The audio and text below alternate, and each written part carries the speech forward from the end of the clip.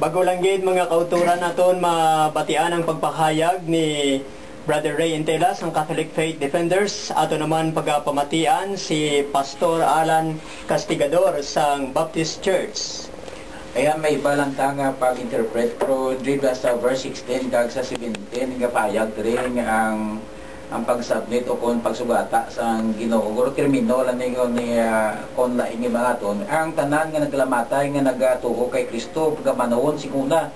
Dahil kita nga mga buhi pa sa sadto nga tion pagatipunon upod sa ila sa mga panganod sa pagsugata sa Ginoo sa kawaan. Ti mangin kaupod kita sa Ginoo sing dayon. So magsiling kita mga kultura, wala kita gadinay sa siling sa balang sulatan, sa parte sa mga persecution kay Turman, sa bisan pa sa si Timothy, kung hindi ko magsala sa 3:12, he who believes in Christ Jesus will suffer persecution. Why kita sila nag-deny, subong gani, we are suffering sa persecution kadamoy. Mga Christian na mo ginasuffer sa magpatindog simbahan gina may persecution sa pag-gospel spreading sa ang isang good news ang Ginoo nang may mga persecution. So wala kita na nag-deny sa sulatan kay sa Ginoo magudlay ang alagyan pakadto sa ginahan Dios pero masangkad ya ang alagyan pakadto sa kalaglagan. Wala ka talaga deny sa persecution kag mga suffering sa mga disciples labi ni Jesus Christ kay tanan sila nagkalamatay gani nga perting nila pagkamatay like sa kay Jesus Christ kinbitay siya like sa kay John gipugutan sa ulo iban panitan buhi iban bangkaw iban lansaman iban luto sa kahawaan sa kawa. So pertini kay ti like sa ilang master nga mo Jesus Christ subong man ang mga followers Jesus Christ napagita man sa ilang pag-unong ka commitment sa pagsunod sa yawan kita ginanay sa mga persecution kag suffering sa kabuhi bisan pa sa times sang Old Testament sa mga taga-Israel to mga mga nagantos sila sa Egypt tungod sa paghari kakapintas ni King Pero wala dumunta pwede ang Ginoo maka-escape sa iyang makanagkanan sa ulihina nga gitagaan sa mga plague o kung mga pagkalalatan until nga ang Ginoo nagpadala sa angels of death nga diin magapamatay sa first child sa mga taga Egypt nga kung hindi nila pagbuyan ang mga taong Israel sa Diyos mapatay ang ilang mga kabataan ng first child nila kung hindi pagbadusan sa dugo nga pula sila mga tangatangan ti pagagi sa angels nagsiambal tong daan ng Ginoo nga hindi magutang kamo sa mga dugo sa mga tangatangan sa mga taga-Israel kay kung magyan ninyong dugo makita ninyo butsi kanon hindi ko masulod kag hindi ipagmatyo ng first child nila. So karon kay ang mga taga Egypt wala iya nakapamanyo so kung nakapangbalhit ang dugo sa tatangan so ipamatay nga first child so amo na to sulihi si King Pero nagsugot na lang buhian ng mga taga-Israel.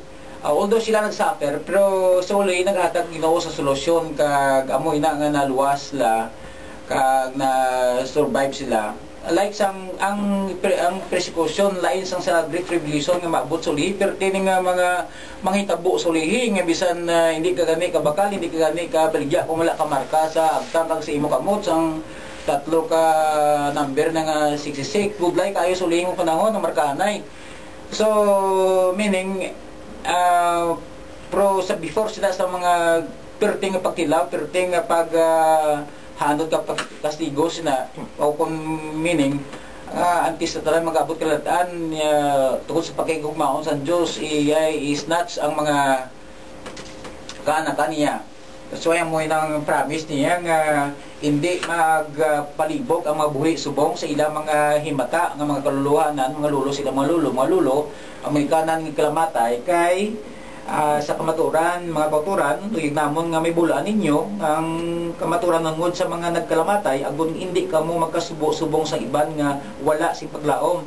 Nagatuo kita nga si Jesus na patay kag nabanhaw grabe nagatuo man kita nga patagalhon sang Dios upod kay Jesus ang tanan nga nagkalamatay nga nagatuo sa iya. So ang nangaton ding persecution ng mga suffering kami hindi niya basta-basta nga maabot sulihi.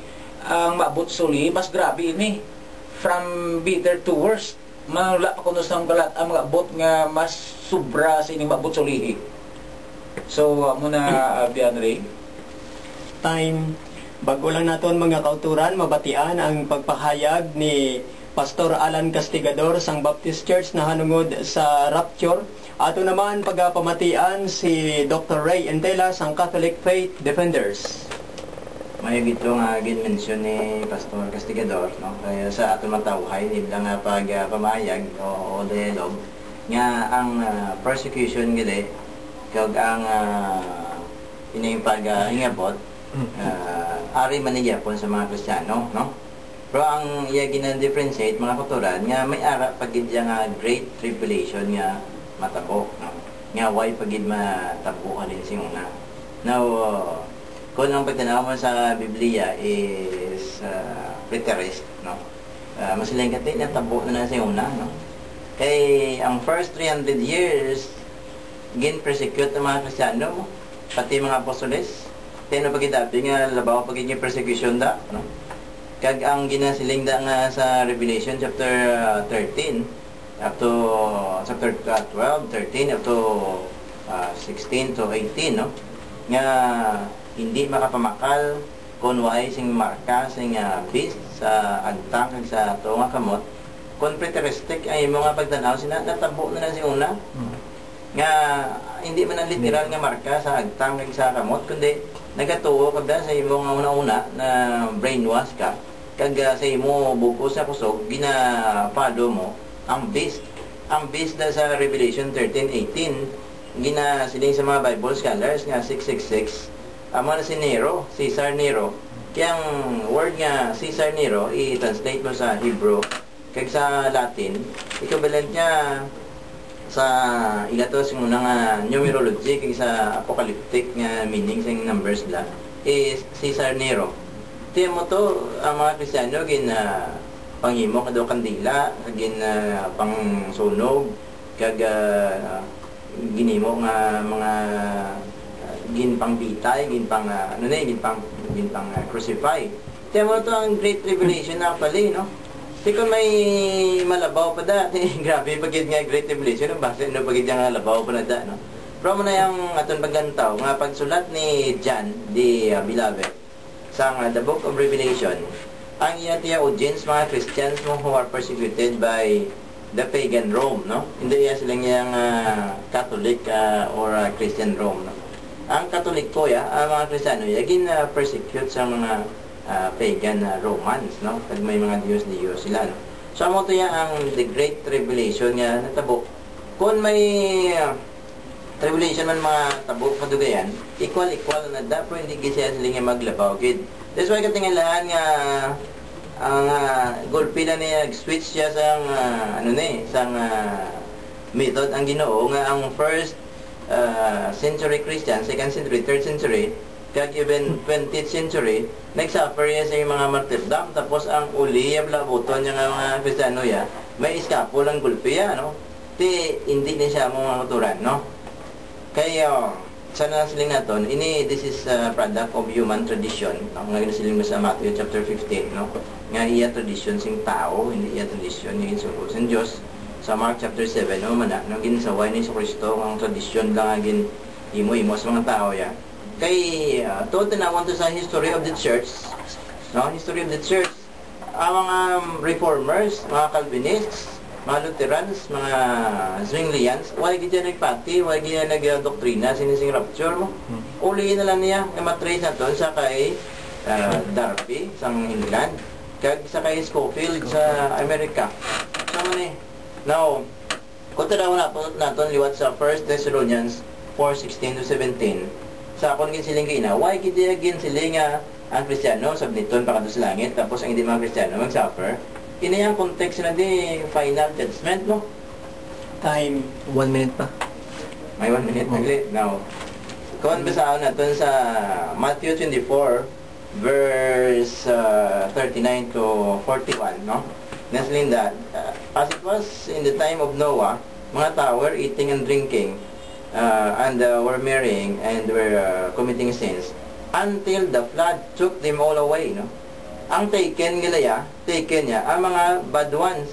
Sino yung left behind niya? Sila ni Noah, yung family. So two men will be in the field, one will be taken away, one will be left behind. So galing ang rapture theory. Ang taken away, ang good ones.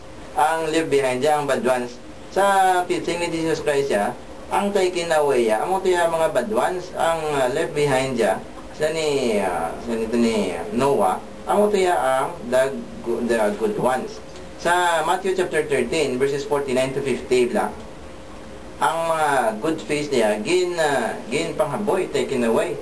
Ang left behind niya, ang good fish. Time.